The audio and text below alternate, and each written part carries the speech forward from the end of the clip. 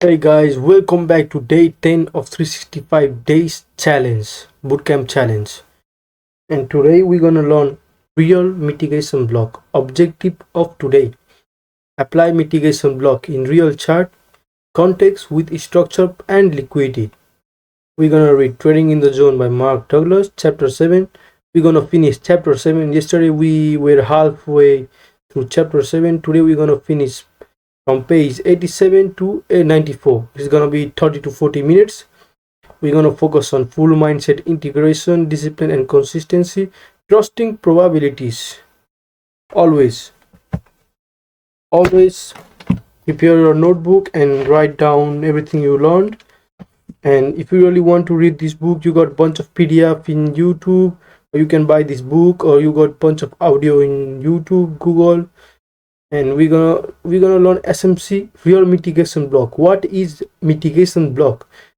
We're gonna focus on identify real versus weak mitigation, must align with the structure, forms after fail moves, liquidity, apply goal. Apply mitigation block on real chart. We're gonna learn for 30 to 40 minutes, and later we're gonna do chart practice for 5 minutes, but maybe we will not do chart practice because the video we're gonna watch it already does chart practice and shows in chart, so we don't have to do it. We're gonna talk about mindset throughout Trading in the Zone. Like each page I read, if the page has some interesting topics which I understand and it really is good, I'm gonna explain it to you guys. So without wasting time, let's go on. Trading in the Zone by Mark Douglas. So guys, we are in Trading in the Zone. We're gonna read from 87 to 94, half of 94. So let's go. It's gonna be 1 2 3 4 5 6 7 pages, basically 7 pages as yesterday. And let's go.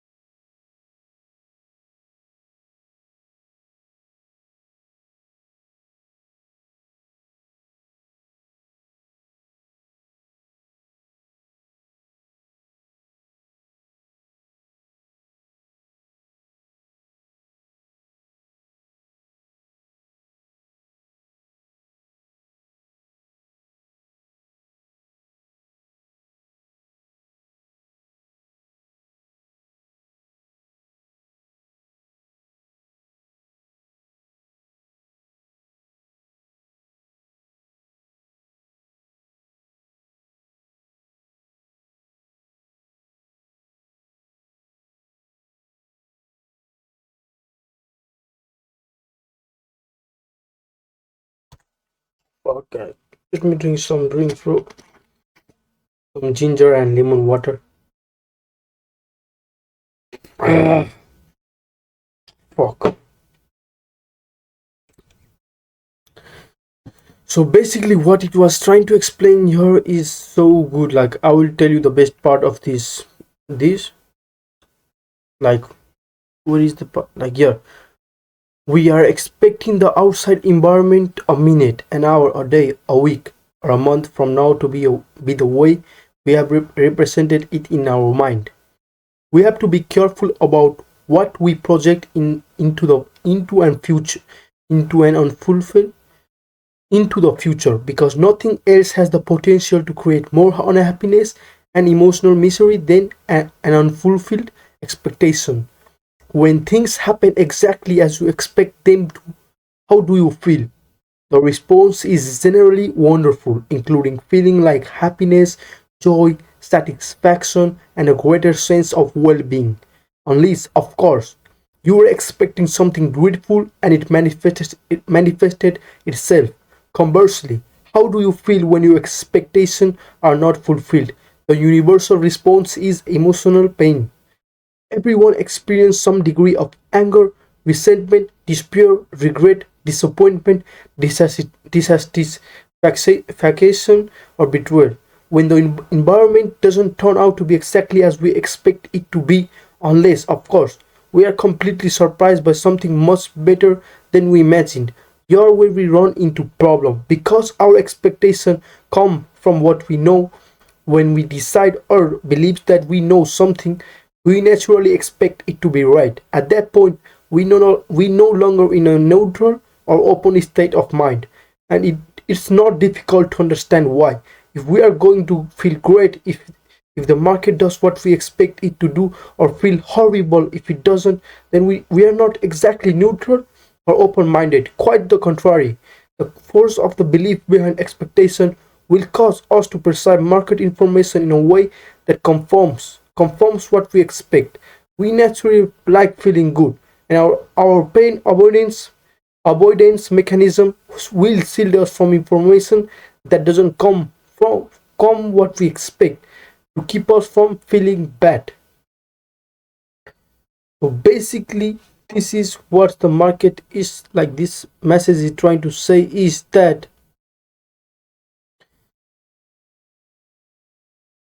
So let's read different one.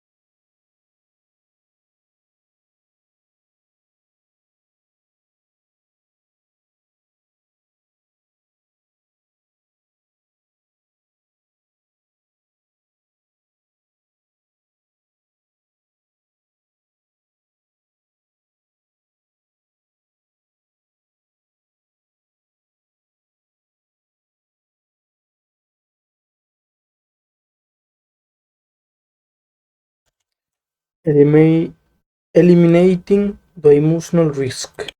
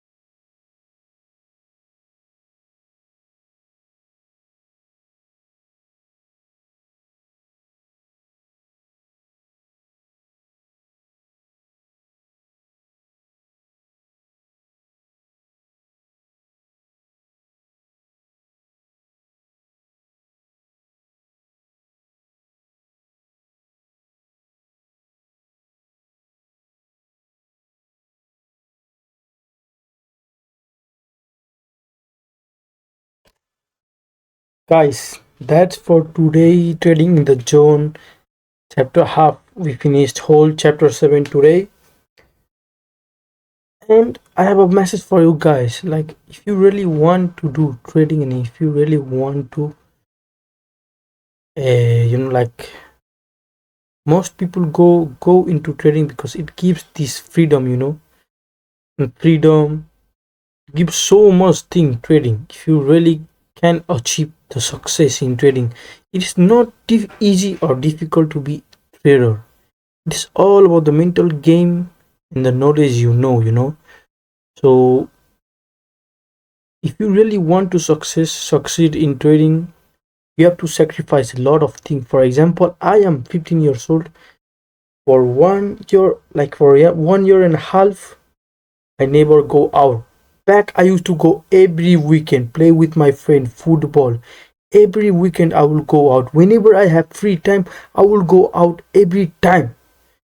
But 1 year and a half years ago, I decided that either I win and I climb up, or I stay with these people and I go down, eh, or I stay in their level.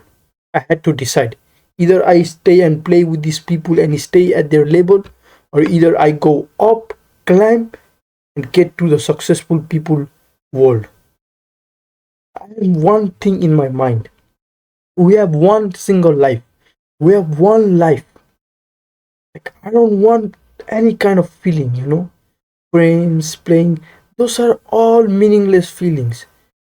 I want in my life to be successful. My family, my grandfather were below middle average or middle low. They had money, but they didn't have enough food. My grandfather used to work in military. He earned good amount of money, but he was alcoholist, and he used to waste all his money on pension, on alcohol, food, and everything. And my father didn't had enough money, but my father did finish his school and college. And later my father went into different business, cooking, and he earned a lot of money. He basically, from nothing, our family had nothing, he climbed the middle class family high. We have land, we have house, we have bunch of things, but I don't care those things. But because even having all those property, my father is still working today. Like, he can't travel to work because we don't have that passive income. So my only goal in this life is to become rich class. Like, I don't want to stay in middle class because middle class is so fucked up that we don't want to be in middle class. Either way, I climb that rich class, I will be there. I swear to God, I will be at that point. If you really want to succeed, you have to sacrifice your time. You have to, like, woman is the most, you gonna spend time with women. Don't give a shit about women. Try to avoid them as most possible way. Feelings are temporary, but money is for your whole life and for your other generation also. So work hard. That's for today. Mindset and everything. Trading in the zone finish, and tomorrow we're gonna start with chapter 8. Hey guys, so here we are. We're gonna watch today video SMC, advanced mitigation block, bearish and bullish. And by the way, the disclaimer of the channel, we only post educational video. Okay, everything is educational video. We post bootcamp. I don't copy any video of people, or I don't show video of other people. I'm just showing what I'm learning to become a profitable trader. Guys, so right now we're gonna watch advanced rejection block and advanced bullish block, and we're gonna find how you can find these. We're gonna learn. Okay, so let's go.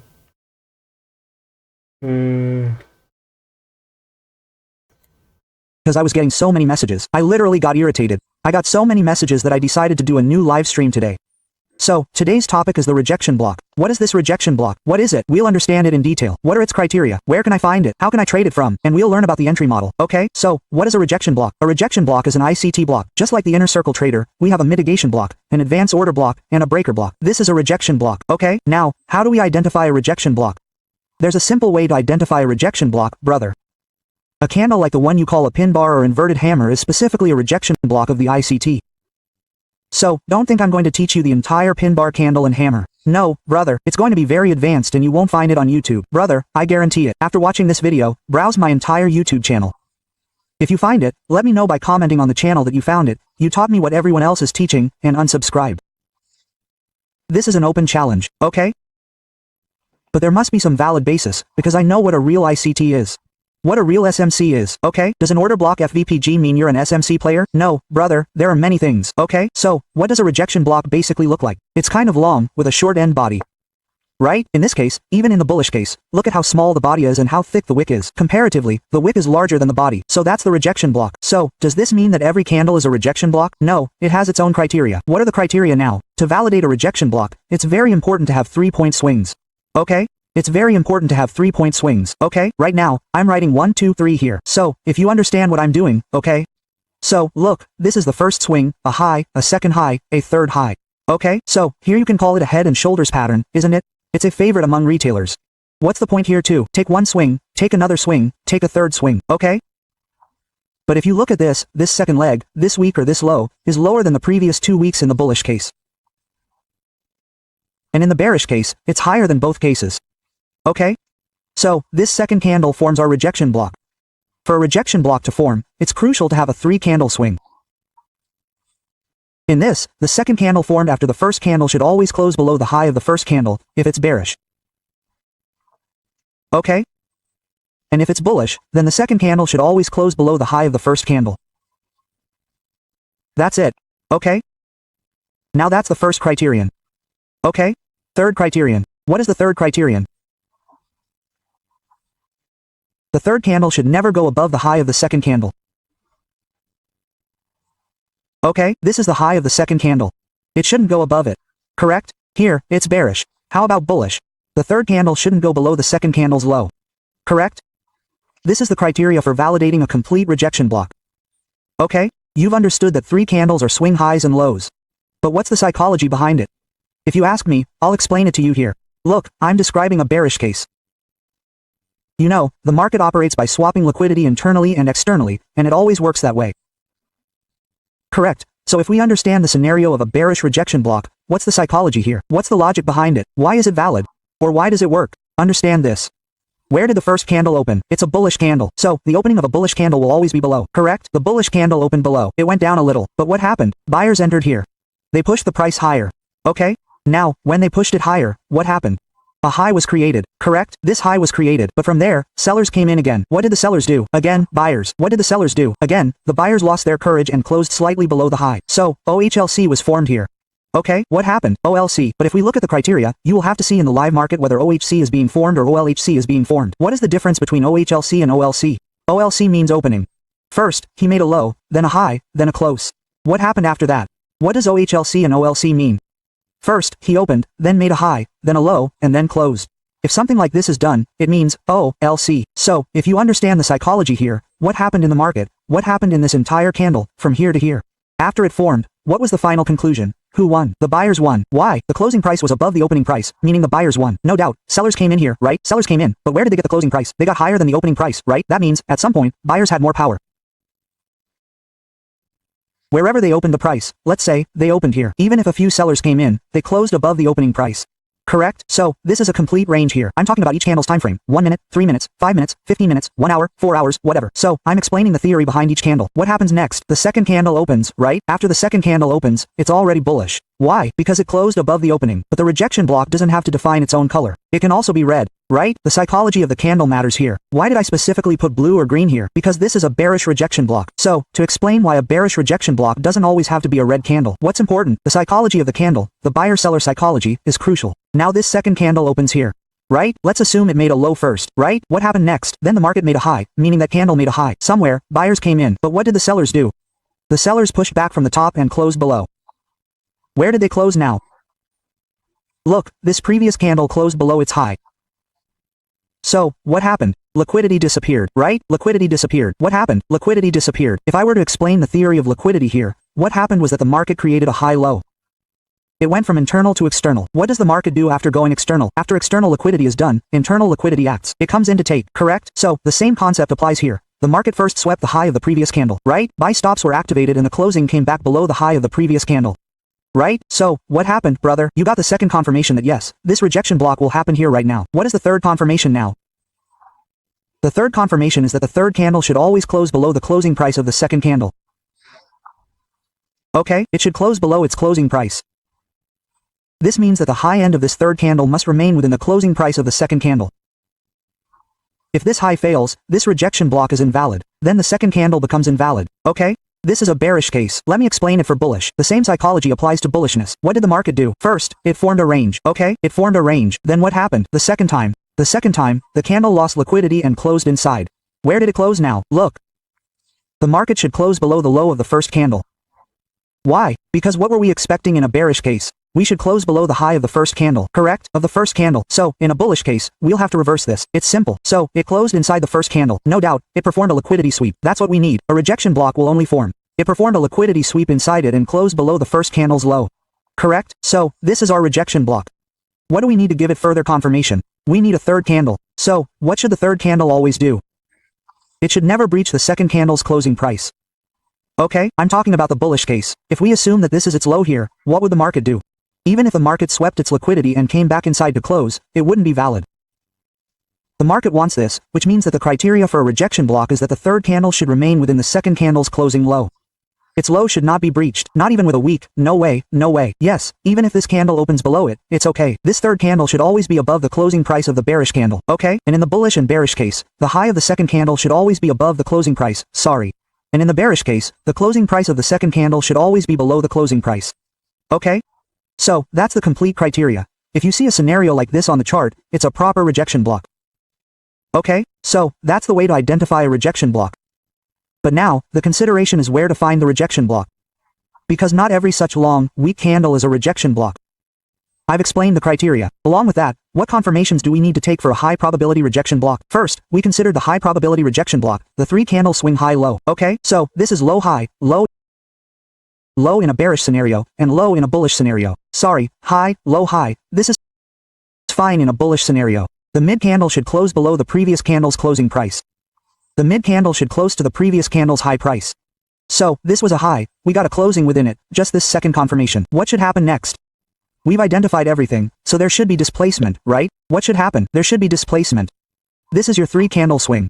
So, this is our rejection block. What should happen next? Displacement. That means, if the bullish candle is a bearish scenario, what should happen here? It doesn't matter how these 4 candles open or where they open. What should happen next? There should be a huge displacement.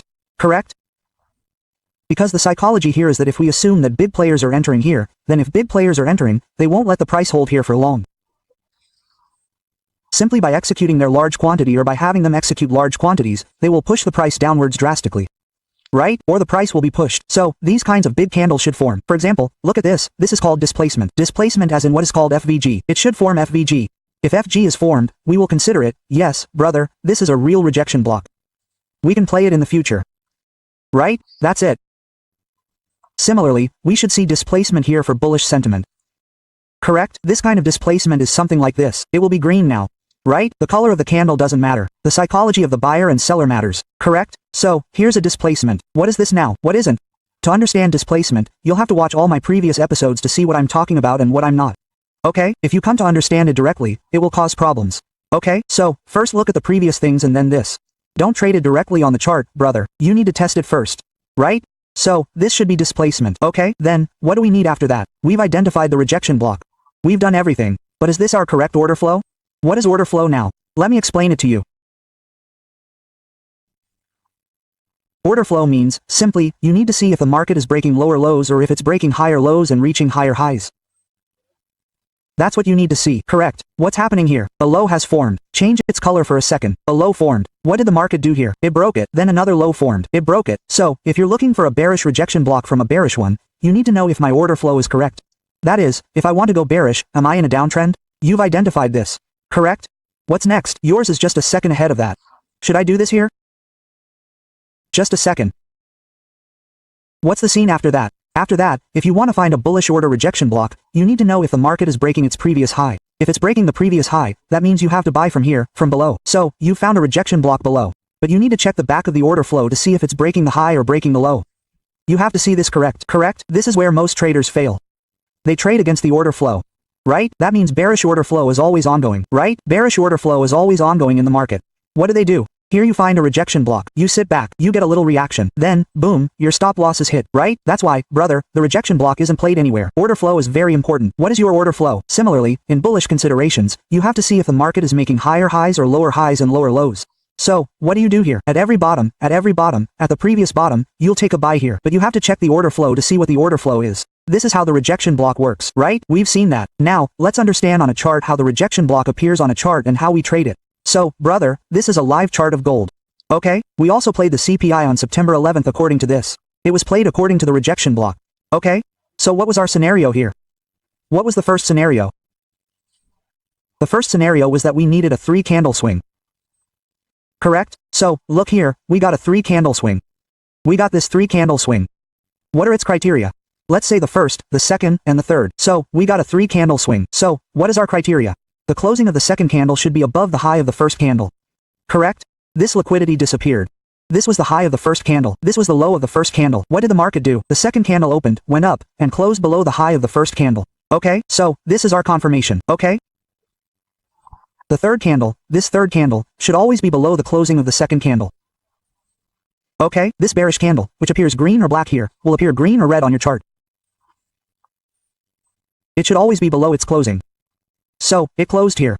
It didn't breach its closing here, okay? It didn't breach. So, this is our third confirmation. Now, one part of our process is complete. We've found this swing point. We've found a rejection block, okay? But what do we need to look at? Is our order flow correct now? Yes, absolutely. What has the market been doing recently? The market was previously in a market maker buy model. What has the market done since? It has transitioned to a market maker sell model, okay? What is the market doing? It's breaking its previous low, correct? So, here, you've also got the order flow correct. You've also got your swing correct. Okay, this is additional confirmation. Now, what do we need for a third move? Huge displacement, correct? So where did you find a huge displacement? Look at this. A huge displacement has occurred. Why?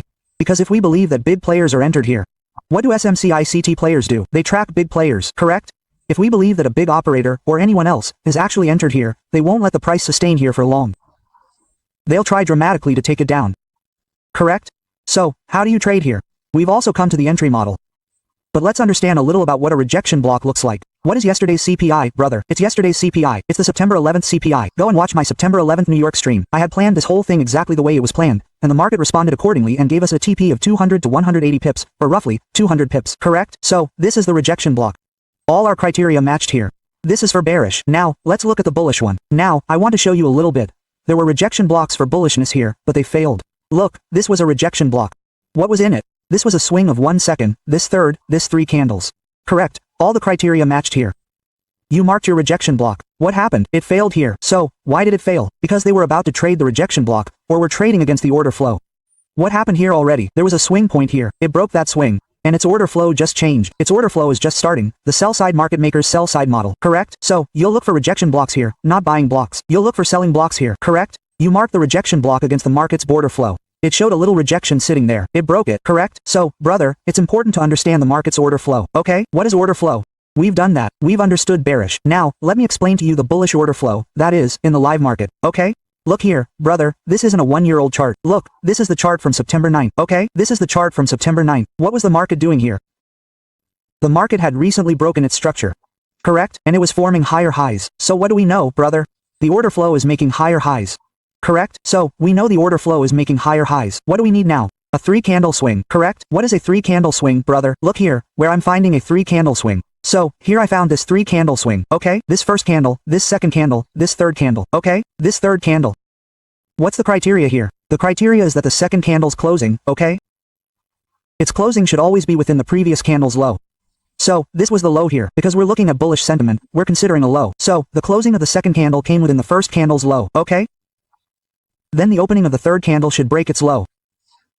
Okay, it should break its low. Okay, it didn't break its low. We got one more confirmation. So, what happened here? A valid 3-point swing has been formed, correct? This has become a valid 3-point swing for you. And here, you're ready to say, yes, brother, we can consider this a rejection block now. But you still need more confirmation. Do you need confirmation that it's formed, brother? But how can I believe that this is a rejection block? So, there's some science behind it. What science is there? Like I told you, if there really is a rejection block in the market, and we believe that big players have entered here, then FVG displacements will occur here. Correct? Like, look, FVGs are forming here, okay? So, we got one more confirmation. Okay? Why did it fail now? Why did this market fail? We'll discuss all this in future lectures. Okay? As I teach you more fully, you'll understand it all. Okay, so what happened in the market? The displacement has also occurred. All the criteria have matched here. Our order flow is correct. Okay, our order flow is making higher highs. It's going above the previous high. Our order flow is correct. Everything is fine. So what will we do, brother? We'll mark this rejection block that was created as valid. Okay, what did the price do? You can see exactly. The price tapped the rejection block here and boom. Okay, how many pips? Okay, brother.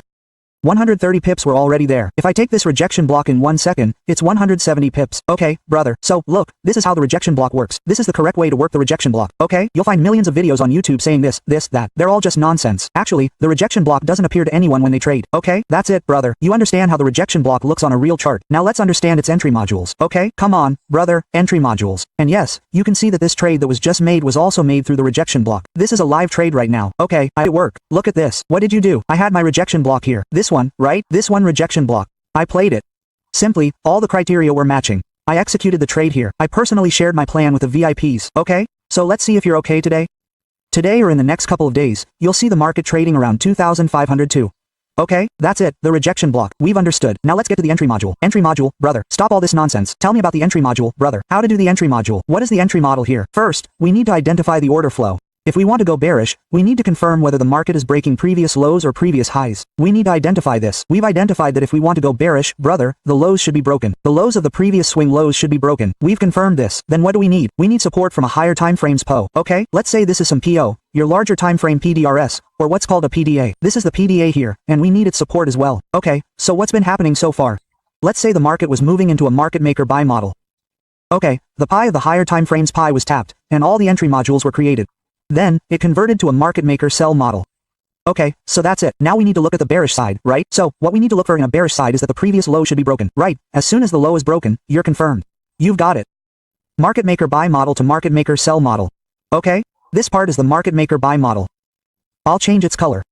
And this is the market maker sell model. I'll post a detailed video on this as well. I'm just giving an overview, not a brief. I'll explain the scene in a shortcut. MMSM and MMBB. MMSM means market maker sell model. MMBB means market maker buy model. Okay, here you have it. You have found the POI for the higher time frame. What did you find on the POI for the higher time frame? Rejection block. Okay, what did you find here? Rejection block. Now I'll show you the same thing on this live chat as well. Whatever I planned, I'll do it. Okay? Here, if you look at it previously, here I had POI according to the 4-hour or daily POI of the higher time frame. Okay, the market tapped this POI. What was the market doing? The market was doing it. It was following the market maker buy model. It was breaking the previous high. Okay? This was in the market maker buy model. Okay? The pie of the higher time frame was tapped. What do we need after the higher frame? Pie is tapped. A market maker sell model. We've got the market maker sell model, brother. Okay? We've got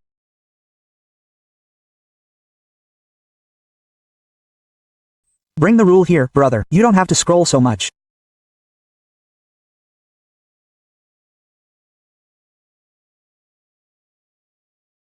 Okay, it's converted to a market maker sell model here.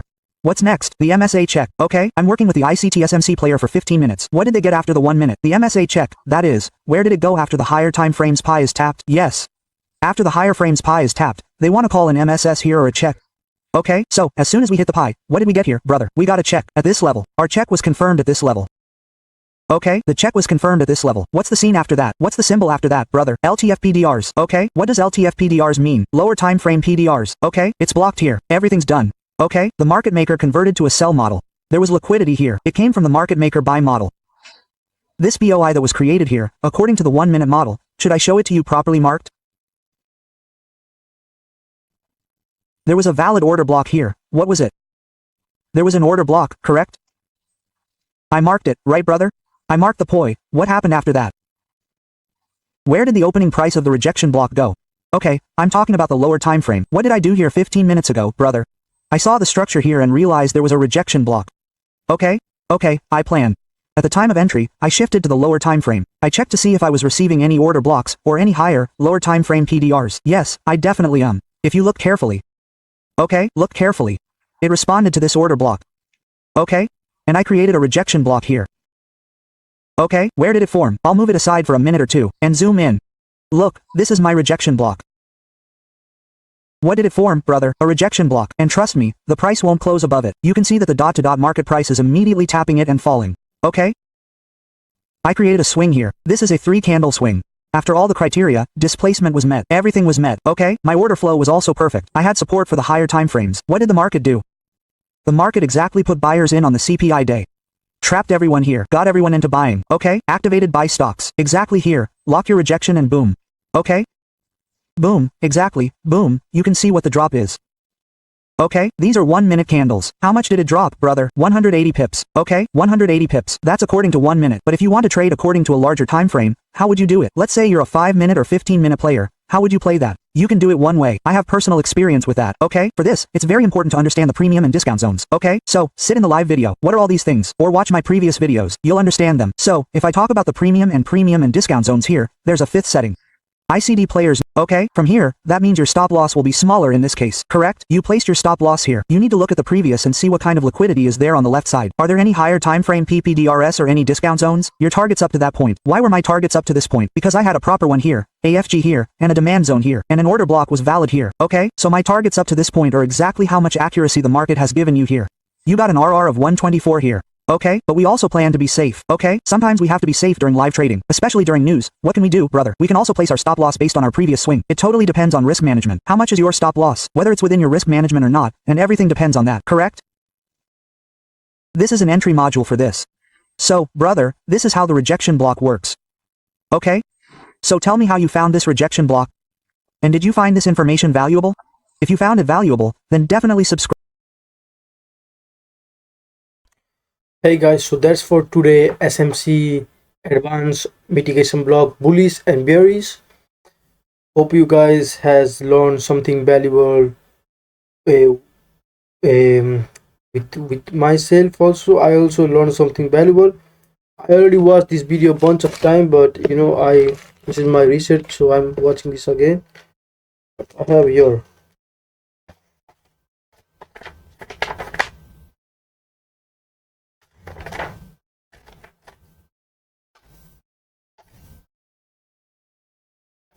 Like, you know, advanced mitigation block. All I have everything written. Yeah, I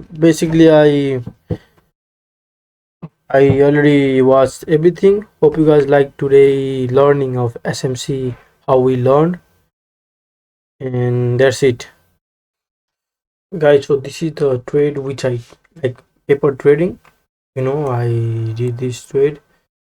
I saw that if we go to like higher time frame, like daily time frame, we can see that Bitcoin, gold, Chow USD right now it's bearish, and I draw a where the market turned down from year to year, and normally market does whenever market crash in crazy way, it always recovers 50 to 60 or 70%. And what I see here is market is getting rejected, you know, like rejected on 50% here, getting rejected. Here we can see perfect profit, but still today there is 5 minutes or something to close the candle, this candle, and what I can see is that market, like I took this trade. I was targeting these highs, you know, like these highs, but could not. Right now it's falling, and if this falls right now, it will go to sweep this, use a wick, go to sweep this wick, because the right now the market scenario is bearish, you know, a strong bearish move, and we already basically a liquid, like a swept previous liquidity like this one.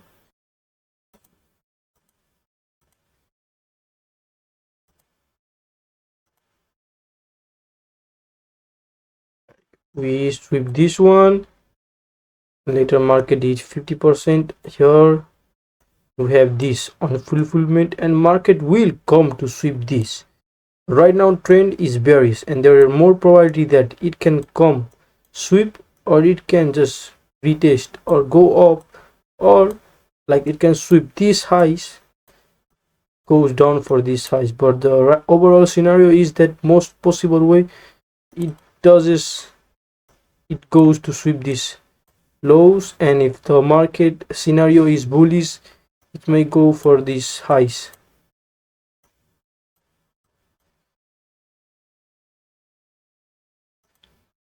So guys, that's for today video, and let's check here. Today we did trading in the zone. Today we did trading in the zone by Mark Douglas, 30 to 40 minutes. We did SMC study, we did chart practice, we did mindset session. So guys, hope you liked the video today. Let's see you guys on day 11.